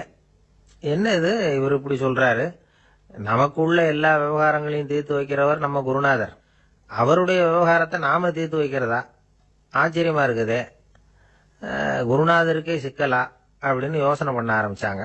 இருந்தாலும் ரொம்ப பணிவா கேட்டாங்க, சுவாமி உங்களுக்கே சிக்கலா, இந்த உலகத்து சிக்கல்களுக்கும் சிரமங்களுக்கும் அப்பாற்பட்டவர் அல்லவா தாங்கள், அப்படிப்பட்ட உங்களுக்கு சிக்கல்னா அது எப்படி அப்படின்னாங்க. எனக்கு ஏற்பட்டிருக்கிற சிக்கல் அவ்வளவு பெருசு, ரொம்ப பெரிய விவகாரம் அது அப்படின்னார் குரு. கொஞ்சம் விவரமா சொல்லுங்க அப்படின்னாங்க இவங்க. இப்ப அந்த குரு விவரத்தை சொன்னார். அதாவது நேற்று ராத்திரி நான் ஒரு கனவு கண்டேன். அந்த கனவுல நான் ஒரு பட்டாம்பூச்சியா மாறிட்டேன். அப்படி மாறி ஒவ்வொரு மலரா பறந்து போய் உட்காந்து தேன் சாப்பிட்டேன் அப்படின்னார். சீடர்கள் இதை கேட்டதும் ரொம்ப தகைச்சு போயிட்டாங்க. என்ன இது ஒரு பெரிய பிரச்சனையா, ஒரு சாதாரண கனவு கண்டதுக்காகவா இந்த காலை வேளையில நம்மளையெல்லாம் குருநாதர் இவ்வளவு அவசரமா கூப்பிட்டுருக்கார் அப்படின்னு நினைச்சாங்க. இருந்தாலும் கேட்டாங்க, இதுல என்ன சிக்கல் சுவாமி, கனவுங்கிறது எல்லாருக்கும் வரத்தானே செய்யும் அப்படின்னார் ஒரு சீடர். சீடர்களே, பிரச்சனை அது இல்லை. நான் இன்னைக்கு காலையில கண்ணு முழிச்சு பார்த்தப்போ நான் நானாக மறுபடியும் மாறிட்டேங்கிறத தெரிஞ்சுக்கிட்டேன். இதுல சிக்கல் என்னன்னா, இப்ப அந்த பட்டாம்பூச்சி தான் நானா ஆயிட்டதாக கனவு கண்டுகிட்டு இருக்கா அப்படிங்கிறது தான். ஒரு மனுஷன் பட்டாம்பூச்சி ஆகிறதாக கனவு காண முடியுங்கிறப்போ அந்த பட்டாம்பூச்சியும் மனுஷனா ஆகிறதாக கனவு காண முடியும் இல்லையா? இப்ப எனக்கு யதார்த்த நிலை தெரியணும், எது நிஜம்னு தெரியணும். நேத்து ராத்திரி நான் கண்டது கனவா, அல்லது இது பட்டாம்பூச்சி கண்டுகிட்டு இருக்கிற கனவா? இதுதான் குரு கேட்ட கேள்வி. இதை கேட்டதும் சீடர்கள் ரொம்ப குழம்பி போயிட்டாங்க. சுவாமி, இதுவரைக்கும் நாங்க தூங்குறப்ப பாக்குறது கனவுன்னும் மூழ்கிட்டு இருக்கிறப்ப பாக்குறது நனவுன்னு நம்பிட்டு இருக்கிறோம். இப்போ எங்களை ரொம்ப குழப்பிட்டீங்க, இதுக்கு பதில் சொல்ல எங்களுக்கு சக்தி இல்லை அப்படின்னு சொல்லிவிட்டாங்களாம். அதுக்கப்புறம் அந்த குரு சொன்னாராம், நினைவு தான் முக்கியமான அம்சம். முடிவு கட்டம்னா பகலின் நினைவுகளை விட இரவின் கனவுகளே ரொம்ப உண்மை. ஒருத்தன் தூங்க போனா தூங்கிக்கிட்டே இருந்தா அவன் காணும் கனவு பொய்ங்கிறத அவன் உணர மாட்டான். ஒவ்வொரு கனவும் காணும் பொழுது அது ரொம்ப உண்மையா தான் தெரியுது. ஒரு கனவு கூட உண்மை இல்லைன்னு கனவுல தோன்றுவதே இல்லை அப்படின்னார் குரு. அகில வாழ்வு அத்தனையும் சொற்பனம் கண்டாய் அப்படிங்கிறார் தாயுமானவர். ஆகையினால நம்ம கனவுலேருந்து நாம என்னைக்கு முழிச்சுக்க போறோம் அப்படிங்கிறது தான் ஒரு முக்கியமான கேள்வி. ஒருத்தர் வந்தார், காலில் கட்டோட வந்தார். என்னங்க காலில் கட்டுன்னு? சார், நேற்று ராத்திரி தூக்கத்துல எங்க வீட்டு கூரையில ஏணியை சாத்தி வச்சு இறங்கினப்போ வழுக்கி விழுந்து காலை உடைச்சுக்கிட்டேன்னார். உங்க வீட்டுல தான் ஏணியே கிடையாது சார் அப்படின்னு. உண்மைதான் சார், நான் கீழே விழுந்து முழிச்சுக்கிட்டதுக்கு அப்புறம் தானே ஏணி இல்லைங்கிறது எனக்கு ஞாபகம் வந்தது அப்படின்னார். எனக்கு அதிர்ஷ்டமே இல்லை சார் அப்படின்னார் ஒருத்தர். ஏன் அப்படி சொல்றீங்கன்னு கேட்டோம். வியாபாரம் பண்ணலாம்னு ஒரு கடை வச்சேன். வேண்டிய போட்டவங்க கூட என் கடையில வந்து எதுவும் வாங்க மாட்டேங்கிறான். எல்லாரும் அடுத்த கடைக்கு தான் போறான் அப்படின்னு சொல்லி ரொம்ப அழுத்துக்கிட்டார். இதுக்கு போய் அதிர்ஷ்டம் இல்லைன்னு சொல்லாதீங்க. வாடிக்கையாளர்களை வந்து கவர்றது எப்படிங்கிறது உங்களுக்கு தெரியல, அதுதான் குறை அப்படின்னும். சார், உங்களுக்கு தெரிஞ்ச அந்த ரகசியத்தை எனக்கும் கொஞ்சம் சொல்லி கொடுங்களேன் அப்படின்னார். சரி, உங்க காதை இப்படி கொடுங்க அப்படின்னு சொல்லி அது சம்பந்தமா பெரிய வல்லுநர்கள் சொல்லி இருக்கிற கருத்துக்களை அவர்கிட்ட சொல்ல ஆரம்பிச்சோம். அதாவது இந்த வாடிக்கையாளர்களை கவர்றதுக்கு வல்லுநர்கள் பல ஆலோசனைகளை ஏற்கனவே சொல்லி வச்சிருக்கிறாங்க. அது சம்பந்தமா அனுபவப்பட்டவங்க, அதை தெரிஞ்சு வச்சுக்கணும். அதாவது கடை வச்சிருக்கிறவங்க எல்லாரும் இதை கொஞ்சம் காதுல வாங்கி வச்சுக்கணும். எதை இப்ப சொல்ல போறத. எப்பவும் பணத்தை சம்பாதிக்கிறதுலயே குறியா இருக்கக்கூடாதான். அதை விட முக்கியமா நீங்க சம்பாதிக்க வேண்டியது வாடிக்கையாளர்களுடைய மன நிறைவு. வர்றவங்க திருப்தியோட போகணும், அது முக்கியம். அதுல கவனமா இருக்கணும். கடைக்கு வர்ற ஒருத்தர் ஏதாவது ஒரு குறை சொல்றாருன்னு வச்சுக்கோங்க, அதை வந்து அலட்சியப்படுத்தக்கூடாது. ரொம்ப அக்கறையோட அதை காது கொடுத்து கேட்கணும். அப்படியா சார், அதை நான் அவசியம் கவனிக்கிறேன் அப்படின்னு சொல்லணும். ஒருத்தர் வரார், சார் நேத்திக்கு உங்க கடையில இதை நான் வாங்கிட்டு போனேன், வீட்டுல இது வேணான்னு சொல்லிவிட்டாங்க, திருப்பி கொடுக்கறதுக்காக தான் வந்திருக்கிறேன் அப்படின்னு சொல்லி திருப்பி கொடுக்கறார். உடனே நீங்க வந்து முகம் சுளிக்க கூடாது, எரிச்சல் படக்கூடாது. வழக்கம் போல நிதானமா முகம் அலர்ச்சியோட அதை திருப்பி வாங்கிக்கணும். இவ்வளவு ரூபாய்க்கு சாமான் வாங்கினா இந்த ஸ்பூன் அன்பளிப்பு, இப்படி ஏதாவது கொடுக்கலாம். பண்டிகை காலங்கள்லயும் பொருள்கள் வாங்குறவங்களுக்கு இப்படி ஏதாவது பொருத்தமா ஒரு அன்பளிப்பு கொடுக்கலாம். நீங்க கொடுக்கறது ஒரு சர்வசாதாரணமான பொருளா இருந்தா கூட அது வாங்குற ஒரு மனசுல ஒரு மகிழ்ச்சியை ஏற்படுத்தும். எதுவும் உங்களால கொடுக்க முடியலன்னா உங்க முகம் நிறைஞ்ச சிரிப்பையாவது கொடுங்க, அது போதும். உங்க கடையில் இல்லாத ஒரு பொருளை வாடிக்கையாளர் வந்து கேட்கிறார், உடனே இல்லைன்னு முகத்தில் அடிச்சது மாதிரி சொல்லிடக்கூடாது. கொஞ்சம் உட்காருங்க சார் அப்படின்னு சொல்லி உங்க பணியாளர் யாரையாவது அனுப்பி வெளியில இருந்து வாங்கிட்டு வர சொல்லி அவர்கிட்ட கொடுக்கலாம். சில பேர் உங்க கடைக்கு வரும்பொழுது அவங்க வீட்டு குழந்தைகளையும் கூப்பிட்டுக்கிட்டு வர்றாங்கன்னு வைங்க. நீங்க என்ன செய்யணும்னா அந்த குழந்தைகளை முதல்ல கவனிக்கணும். அது கண்ணத்தை கிள்ளணும், அதுகிட்ட விளையாடணும், அதுக்கு ஏதாவது மிட்டாய் பிஸ்கட் எதையாவது கொடுத்து அது கவனத்தை கவரணும். அதுக்கப்புறம் பெரியவங்களை கவனிக்கலாம்.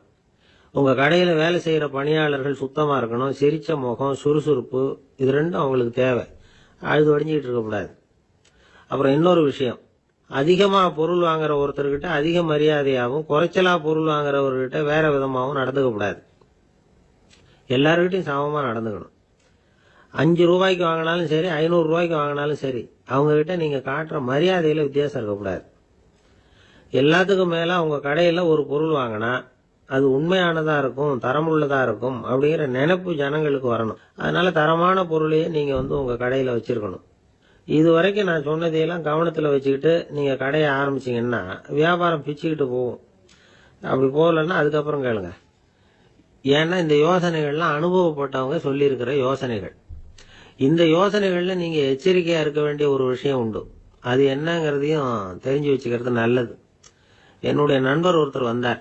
சார், உங்க யோசனையை கேட்டதுனால நான் ஒரு அறை வாங்கினதுதான் மிச்சம்னார். என்ன ஆச்சுன்னு கேட்டேன். எங்க கடைக்கு ஒரு பெரிய அம்மா குழந்தைய தூக்கிட்டு வந்தாங்க சார். உங்க யோசனைப்படி அந்த குழந்தையோட கண்ணத்தை கிள்ளணும்னு முயற்சி பண்ணினேன். திடீர்னு அந்த நேரம் பார்த்து அந்த குழந்தை தலையை குனிஞ்சுக்கிட்டுது. என் கை வந்து குழந்தையோட கண்ணத்துக்கு பதிலா அது தூக்கிட்டு வந்தவங்க கண்ணத்தை கிள்ளிவிட்டுது. அதுதான் அப்படி ஆயிட்டுது அப்படின்னார் கண்ணத்தை தடவிக்கிட்டே. ஒரு நண்பர் சினிமா படம் தயாரிக்கிறவர், அவர்கிட்ட ஒரு நாள் பேசிக்கிட்டு இருந்தேன். அது எப்படி சார், நீங்க எடுக்கிற எந்த படமும் கையை கடிக்காத அளவுக்கு எடுத்துடுறீங்களே, அது எப்படின்னு கேட்டேன். அது ஒன்றும் பெரிய விஷயம் இல்லை சார். பெண்களுக்குன்னு சில உருக்கமான காட்சிகள், இளைஞர்களுக்குன்னு சில நடனங்கள், அடிதடி காட்சிகள், அப்புறம் வயசானவங்களுக்குன்னு சில ஆன்மீக காட்சிகள், சின்ன பிள்ளைங்களுக்கு சிரிப்பு, இப்படி எல்லாமும் சேர்த்து நான் படம் எடுக்கிறேன். மசாலா படம்னு பேரு.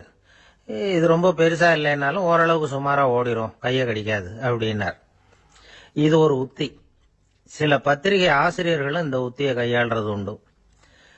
இந்த உத்திக்கு பார்னம் உத்தி அப்படின்னு பேர். பார்னம் எஃபெக்ட் அப்படின்னு சொல்லுவாங்க. அதாவது ஃபீனியஸ் டி பார்னம் அப்படின்னு ஒருத்தர் அமெரிக்காவில் இருந்தாராம். அதாவது 19ஆம் நூற்றாண்டுல அமெரிக்காவில் கொடிகட்டி பறந்த ஒரு சர்க்கஸ் நிறுவனத்தின் அதிபர் அவர். இந்த உலகத்துல ஒவ்வொரு நிமிஷமும் ஒரு ஏமாளி பறந்துகிட்டே இருக்கிறான் அப்படிங்கிறது அவருடைய சித்தாந்தம். ஒவ்வொருத்தரையும் திருப்திப்படுத்துற அளவுக்கு அம்சங்களை கொஞ்சம் கொஞ்சமா கலந்து கேளிக்கை நிகழ்ச்சிகளை நடத்தினது தான் அவருடைய மகத்தான வெற்றிக்கு காரணம். அதனால அந்த உத்தியை யாரு கடைபிடிச்சாலும் சரி, அதுக்கு பார்னம் உத்தி அப்படின்னு பேர் வந்துட்டுது. ஜோசியம் சொல்றவங்களுக்கும் இந்த உத்தி தான் கை கொடுக்குது. ஒரு விஷயத்த ஒருத்தருடைய கோள் நிலைகள் அல்லது கையெழுத்து நிரூபிக்கிறதாக அவர்கிட்ட சொன்னா அதை அவர் நம்பிவிடுவார். ஆனா அந்த விஷயம் நல்லதா இருக்கணும், நேர்மையானதா இருக்கணும், அதாவது பாசிட்டிவா இருக்கணும். 8ஆம் இடத்துல குரு, 9ஆம் இடத்துல சனி, நீங்க ஒரு பெரிய மேதை தான் அப்படின்னு சொல்லுவாங்க. கேட்கறவங்களுக்கு அதை மறுக்கிறதுக்கு மனசு வராது. அப்படி சொல்லும் பொழுது கூடவே என்ன கொஞ்சம் முன்கோபம் அதிகமா இருக்கும், இருந்தாலும் அது உடனே மறைஞ்சிரும் அப்படின்னு சில அற்ப விஷயங்களையும் சொன்னாலும் அதையும் சரிதான்னு சொல்லி ஒத்துக்குவாங்க. ஆளுமையை எடை போடுகிற ஒரு நிறுவப்பட்ட உத்தியின் மூலமாக தன்னுடைய குணாதிசயங்கள் கண்டுபிடிக்கப்பட்டதாக அவர் நம்புறது தான் இதுக்கு காரணம்.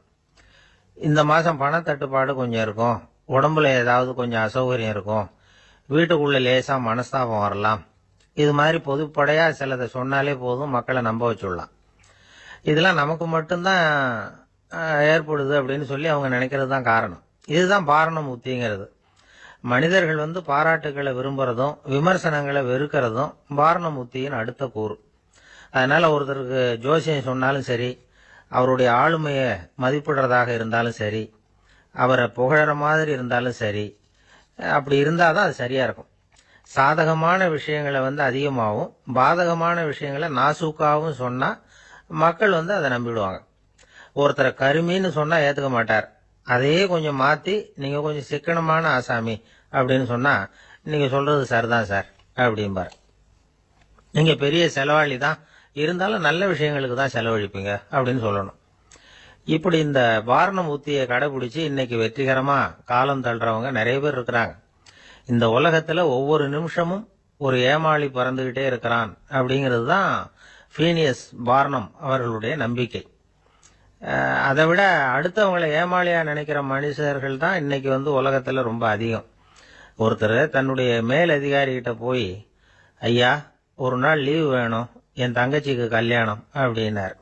அவரு பார்த்தார், ஒரு 10 நிமிஷம் வெளியில இருங்கன்னார். 10 நிமிஷம் கழிச்சு கூப்பிட்டார், இத பாருங்க நீங்க சொல்றது பொய், இப்போ உங்க தங்கச்சிக்கு போன் பண்ணேன், அவங்க தனக்கு 2 வருஷத்துக்கு முன்னாடியே கல்யாணம் ஆயிட்டதாக சொல்றாங்க அப்படின்னார். உடனே இவரு சொன்னார், சார் இப்போ நீங்க சொல்றதும் பொய்யாதான் இருக்கணும், ஏன்னா நிஜமா எனக்கு ஒரு தங்கச்சியே கிடையாது அப்படின்னார். கப்பல் கடல்ல போயிட்டு இருக்கு, புயல் சூறாவளி அலையெல்லாம் பெருசு பெருசா ரொம்ப உயரமா உண்டாகுது. கடுமையான காற்றிலேயும் வேகமான அலைகள்லேயும் சிக்கி அந்த கப்பல் தடுமாறுது. திசை மாறி போச்சு, எந்த பக்கம் போயிட்டு இருக்கிறோம்னே தெரியல. அந்த கப்பலை செலுத்திக்கிட்டு இருந்த மாலுமி ரொம்ப சாமர்த்தியமா செயல்பட்டார். தன்னுடைய அறிவாற்றலையும் திறமையையும் முழுமையா பயன்படுத்தினார்.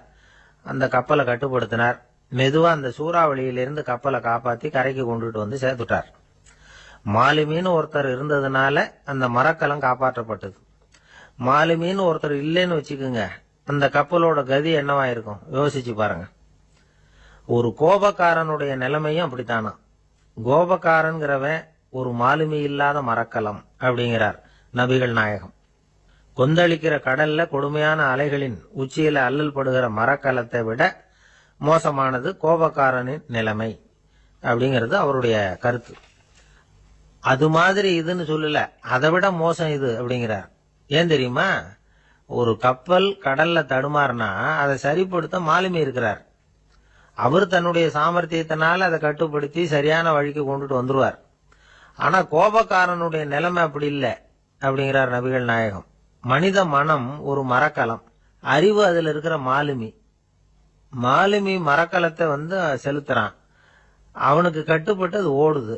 ஆனா கோபக்காரன்கிற மனுஷங்கிட்ட அறிவுங்கிற மாலுமி சரியா வேலை செய்ய மாட்டான். ஏன்னா கோபம் அந்த மாலுமியின் கண்களை அவிச்சிரும், காதுகளை கேட்காம பண்ணிவிடும். கண்ணையும் காதையும் மூடிவிட்டு கப்பலை ஓட்டுனா எப்படி ஓட்டுறது? அதனால கோபக்காரன் மாலுமி இல்லாத மரக்கலம். இடி மின்னல்ல மாட்டிக்கிட்டு கஷ்டப்படுற கப்பல் மாதிரி கஷ்டப்படுறான். பெரியவங்கள்லாம் என்ன சொல்றாங்க?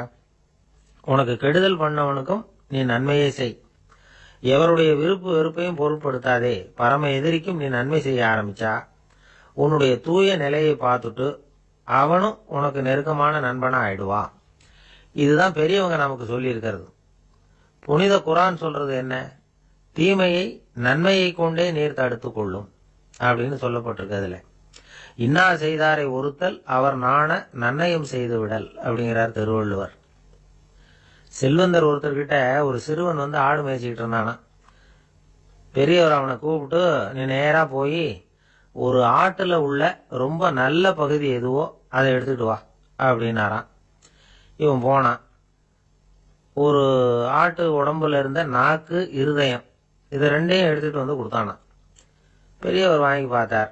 அதுக்கப்புறம் இப்ப நீ போய் இன்னொரு ஆட்டுல இருக்கிற ரொம்ப கெட்ட பகுதி எதுவோ அதை எடுத்துட்டு வா அப்படின்னாராம். இவன் போய் எடுத்துட்டு வந்தான். அவன் கையில இருந்தது மறுபடியும் அதே மாதிரி நாக்கு, இருதயம், இது ரெண்டும் தான். என்னது இப்பவும் அதையே கொண்டுட்டு வந்திருக்கிற அப்படின்னாராம் பெரியவர். இவன் சொன்னானா, ஒரு உடம்புல உள்ள ரொம்ப நல்ல பொருளும் இதுதான், ரொம்ப கெட்ட பொருளும் இதுதான் அப்படின்னானா. இளம் வயசுல இப்படி பதில் சொன்னவர் தான் பேரறிஞர் லுக்மானுல் ஹக்கீம் அவர்கள். கோபப்படாம இருந்தா இது ரெண்டும் நல்லா வேலை செய்யும், கோபப்பட்டா இது ரெண்டும் மோசமா வேலை செய்யும். அதை புரிஞ்சுக்கிறதுக்காகத்தான் இன்னைக்கு இந்த தகவல். கோபம் வந்துட்டா நாம என்ன செய்யறோங்கிறது நமக்கே தெரியாது. ஒருத்தர் டாக்டர் கிட்ட போனார் அவசரமா.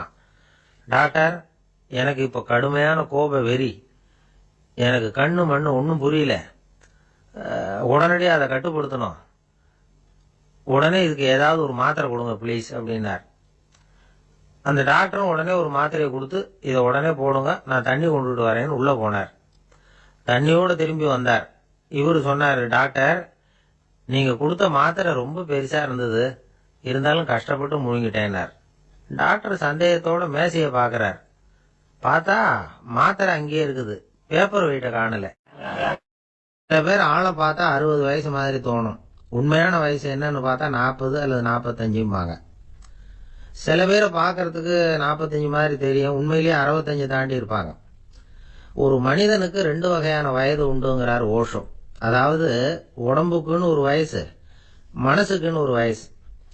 முதல் உலக மகாயுத்தம் நடந்தது இல்லையா, அது முடிஞ்சதுக்கு அப்புறம் முதல் தடவையா மனிதனின் மூளை வளர்ச்சியை பத்தி மனநல வைத்தியர்கள் ஒரு கணக்கெடுப்பு சோதனை நடத்தினாங்களாம். அது வரைக்கும் மனிதனுக்கு 2 வகையான வயது உண்டுன்னு யாரும் சிந்திச்சதே இல்லையா. அந்த உலக மகாயுத்தம் முடிஞ்சதுக்கு அப்புறம் மனிதனுடைய சராசரி மனதின் வயதை கணக்கிட்டு பார்க்கும் பொழுது அவங்களுக்குலாம் ரொம்ப அதிர்ச்சியா இருந்துதான். ஏன்னா அது ரொம்ப பின்தங்கிய நிலையில இருந்திருக்கு, வளர்ச்சி அடையாத நிலையில இருந்திருக்கு. அவங்க கண்டுபிடிச்ச பிரகாரம் அப்போ மனசோட சராசரி வயசு என்ன தெரியுமா? 14. அப்படின்னா பாத்துங்க, உடல் ரீதியா ஒருத்தரோட வயசு 70 கூட இருக்கலாம், ஆனா மனசோட வயசு 14 தான். இதுக்கு நேர்மாறா அமைஞ்சு போச்சுன்னு வச்சுங்க. அதாவது ஒருத்தருக்கு உண்மையிலேயே 14 வயசு, அதாவது உடலோட வயசு 14, அவரோட மனசின் வயசு 70ன்னு வச்சுக்கோங்க. இப்படி அமைஞ்சுட்டுதுன்னா அவர் சீக்கிரம் ஞானத்தன்மை அடைஞ்சிருவார் அப்படின்னு அர்த்தம். இப்ப நமக்கெல்லாம் உடம்போட வயசு மனசோட வயசு ரெண்டும் ஒன்னா இருந்துட்டா அதுவே போதும், அதுவே பெரிய விஷயம். இப்ப எமர்சன் கிட்ட போய் ஒருத்தர் கேட்டாராம், உங்க வயசு என்ன அப்படின்னு. அவர் உடனே பதில் சொல்லியிருக்கார், 360 வருஷம் அப்படின்னாராம். கேட்டவர் குழம்பி போயிட்டார். அவர் என்ன சொல்றாரு, 360 வயசா? என்ன நம்ம காதல தான் சரியா விழலையா? எமர்சன் எப்பவும் உண்மையை பேசுற ஒரு சிறந்த அறிவாளி, அவர் இப்படிலாம் பொய் சொல்ல மாட்டாரே அப்படின்னு ஒரு யோசனை பண்ணிட்டு இவர் மறுபடியும் அவர் கிட்ட போனாராம். ஐயா, நீங்க சொன்னது சரியா என் காதல விழல, அதனால மறுபடியும் கேட்கிறேன், உங்க வயசு என்ன அப்படின்னாராம். எமர்சன் மறுபடியும் சொல்லியிருக்கிறார், 360 வருஷம்னு. வந்தவருக்கு உண்மையிலேயே அதிர்ச்சியா போட்டுது. அதுக்கப்புறம் மெதுவா ஆரம்பிச்சாராம், ஐயா, நீங்க சொல்றதை என்னால ஏத்துக்க முடியாது. எப்படி பார்த்தாலும் இப்போ உங்களுக்கு வயசு ஒரு 60க்கு மேல இருக்காதுன்னு நினைக்கிறேன். அப்படின்னாராம். நீங்கள் சொல்கிறது சரிதான், அது என் உடம்போட வயசுன்னாராம் எமர்சன். அப்படின்னா ஏற்கனவே நீங்கள் சொன்னது அப்படின்னு கேட்டிருக்காரு, அது என் மனசோட வயசு அப்படின்னாராம். நம்மளை பொறுத்த வரைக்கும் அறிவு தூசு படிஞ்சிருக்கு, அது மாதிரியே அன்பும் மாசுபட்டிருக்கு. இது ரெண்டையும் சுத்தம் பண்ண வேண்டியிருக்குது. அப்போ தான் நாம் சரியான வயசில் வாழ முடியும். ஒரு ஆசாமி இருக்கிறார், அவருக்கு உடம்போட வயசு அதிகம், மனசோட வயசு ரொம்ப குறைச்சல், குழந்தை மாதிரி. அவர் ஒரு ஆஸ்பத்திரியில் படுத்திருக்கிறார். நர்சம்மா எல்லாருக்கும் மருந்து கொடுத்துட்டு போகிறாங்க. கொஞ்ச நேரம் கழித்து திரும்பி வந்தாங்க. அப்போ இவர் அந்த அம்மாவை கூப்பிட்டு சொல்கிறார், இப்போ பாருங்கள் சிஸ்டர், நீங்கள் எல்லாருக்கும் சின்ன சின்ன மாத்திரையாக கொடுத்துட்டு எனக்கு மட்டும் நீளமான மாத்திரையாக கொடுத்துட்டீங்க. முழுங்கிறதுக்கு ரொம்ப கஷ்டமாக போச்சு.